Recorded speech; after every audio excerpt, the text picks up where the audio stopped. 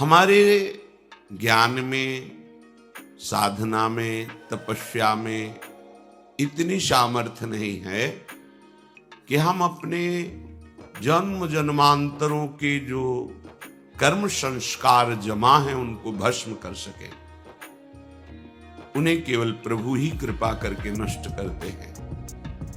इसलिए चाहे जिस मार्ग का पथिक हो, चाहे गुरु रूप से हो, चाहे भगवान रूप से हो, वो आश्रय लेता ही है, क्योंकि बिना आश्रय के ये कर्म बंधन, ये कर्म संस्कार नष्ट नहीं होते, ये भोगने पड़ते। कितना हम भोगेंगे? एक दो जन्म में खत्म हो जाने वाली बात हो तो भी पूर्व भंडार तो भरा हुआ ही है कर्मों का, और नवीन कर्म हमारे ऊपर से हो रहे हैं।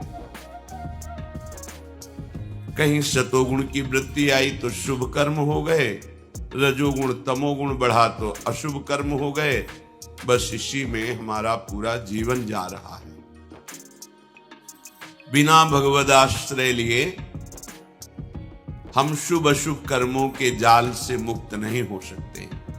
जैसे तूफान आ रहा हो तो बहुत बड़े गिरी का, पहाड़ का आश्रय ले लो तो बच जाओगे। ऐसे ही माया की त्रिगुणात्मिका जो शतुगुण, रजोगुण, तमोगुण जनित अविद्या की वायु है, इस सब को बहा करके प्रपंच में नाना प्रकार के क्लेश, दुख, अशांति, शोक प्रदान करती है।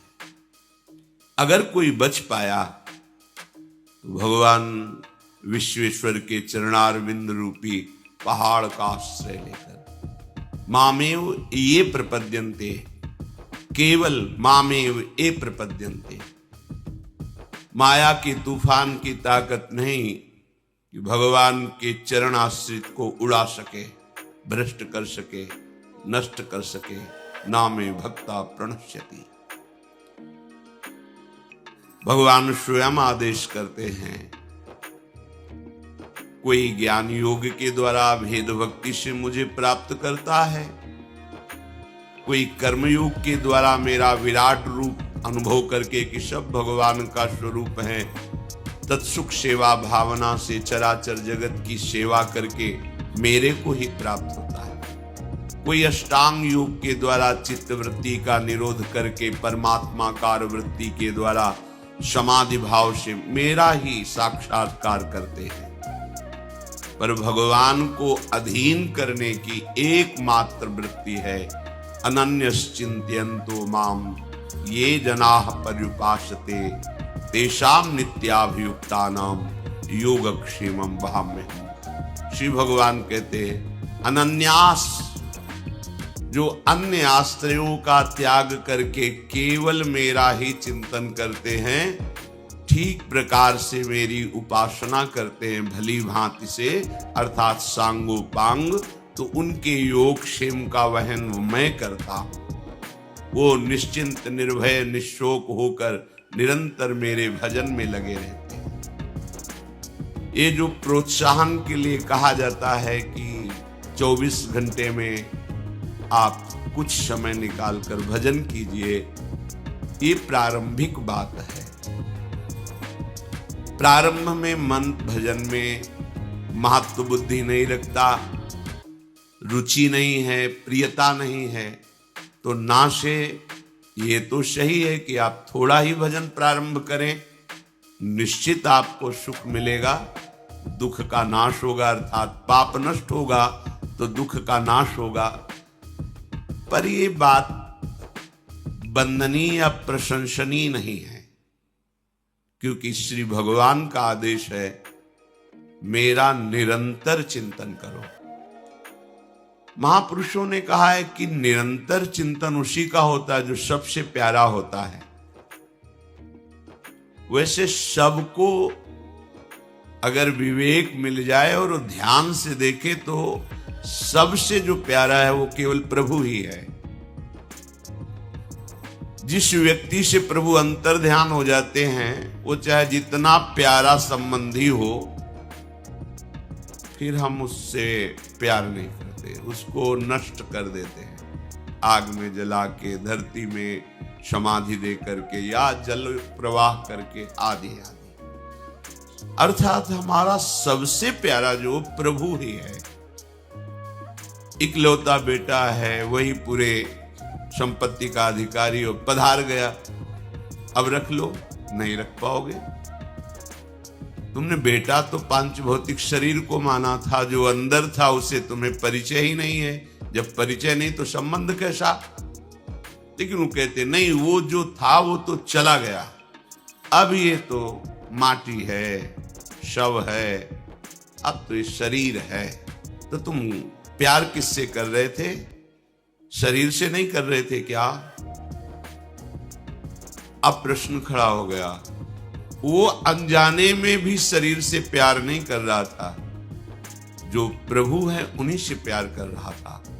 पर ये सत्संग के द्वारा जब अज्ञान का नाश हो जाता है, तो प्रभु में महत्व बुद्धि करके जब हम देखते, तब हमारे अंदर निरंतर भजन की वृत्ति आती है।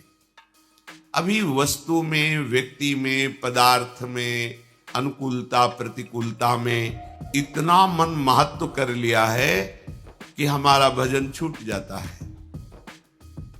भजन छूटने का कारण प्रभु से बढ़कर कुछ मान लिया है, इसलिए भजन छूटता है। सच्ची बात, अगर प्रभु से बढ़कर कुछ ना माने तो भजन स्वाभाविक होगा, स्वाभाविक। क्योंकि जिससे प्यार होता है, जो सबसे प्यारा होता है, वो भुलाया ही नहीं जा सकता।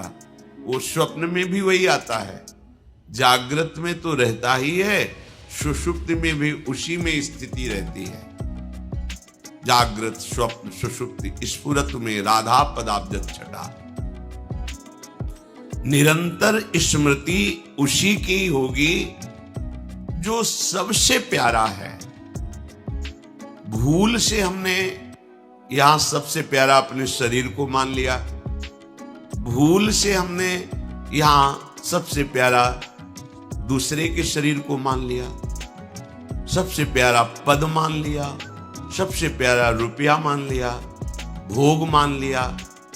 ये सत्संग साधना भूल मिटाने के लिए है। सच्ची मानिए, कुछ नया प्राप्त नहीं करना है, जो आपको प्राप्त है उसी का अनुभव होता है। ये बात पहले समझ में नहीं आती, गुरु कृपा से जब अध्यात्म की ऊंचाई पर वृत्ति पहुंचती है, तब ये समझ में आता है कि जिसे हम खोज रहे थे वो कहीं और नहीं है, वो हमारी आत्मा है। आत्मा से बढ़कर कोई प्यारा नहीं। आत्मा हरिवंश प्रगट परमानंद, किशोरी मात्मानंद, वो हमारी आत्मा है। ये जो हम भूल करके उसी को भूल ना मानकर सत्य माने, यही बड़ी दुर्दशा है। जो हमसे भूल हो गई, यदि हम उसे भूल मान लें तो हम मिटा सकते हैं, पर हम भूल को भूल ही नहीं मान रहे, उसे सत्य मान रहे हैं। गलती को गलती मान लिया जाए, हृदय से पश्चाताप किया जाए, तो आगे आने वाली गलती रुक जाएगी।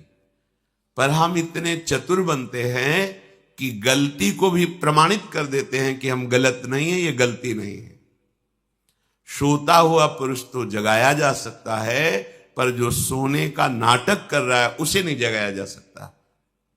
ऐसे ही भूल हुई सुधारी जा सकती है, पर भूल को भूल ना मान करके उसे सत्य और गुण मान लेना, यही हमारी सबसे बड़ी दुर्दशा का कारण बन गई। ये वृत्ति जो भूल है, ना हम कभी शरीर थे, ना हम शरीर हैं, ना हम शरीर रहेंगे। पकड़ के देख लो, पकड़े हो शरीर को, कहां गई बाल्यावस्था रोक लेते, कहां गई यौवन अवस्था रोक लेते, अब आ रही मृत्यु अवस्था रोक लेना भला। तुम्हारे बस में है, तुम्हारा शरीर कुछ समय के लिए नष्ट हो जाएगा, तो भूल मिटा लो पहले से। तुम्हें कोई जबरदस्ती किसी प्रिय वस्तु से अलग करे, तब तुम्हारी दशा क्या होगी। और यदि मुझे पहले से पता है कि वस्तु छिन जाएगी और हम पहले ही उससे अपनापन हटा दें, तो जब छीनेगी तो आपको लगेगा हमने तो पहले ही त्याग दिया था। अंत ही तो ही तजेंगे पामर तू